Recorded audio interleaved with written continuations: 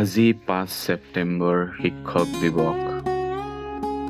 কি যে ভাল লগা এটা দিন শিক্ষক শিক্ষয়িত্ৰীসকলৰ বাবে। সেইদৰে ময়ো আজি ৰাতিপুৱাই বিদ্যালয়লৈ গৈছিলোঁ।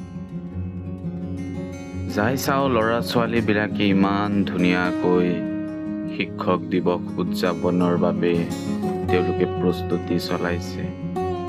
বৰ আশাৰে তেওঁলোকে আমালৈ বাট চাই আছিল, ছাৰ কেতিয়া আহিব।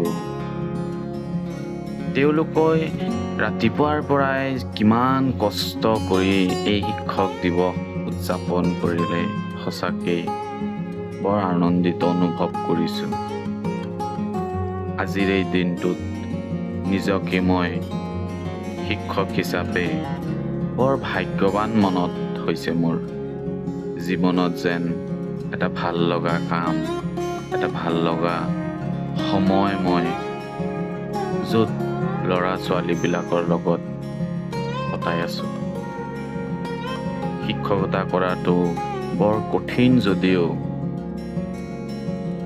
মোৰ বাবে এইটো এটা প্ৰেৰণাদায়ক আৰু নৈতিক আৰু দৰকাৰী কাম। সদায় ৰাতিপুৱাই উঠি বিদ্যালয়ত যোৱা, সদায় নতুন নতুন বিষয়সমূহ পঢ়োৱা, কেতিয়াবা বিদ্যালয়ৰ ছাৰ বাইদেউসকলৰ কথাও মনত পৰি যায়। তেওঁলোকেও আমাক কিমান কষ্টৰে আমাক শিকাইছিল, আমাক পঢ়ুৱাইছিল।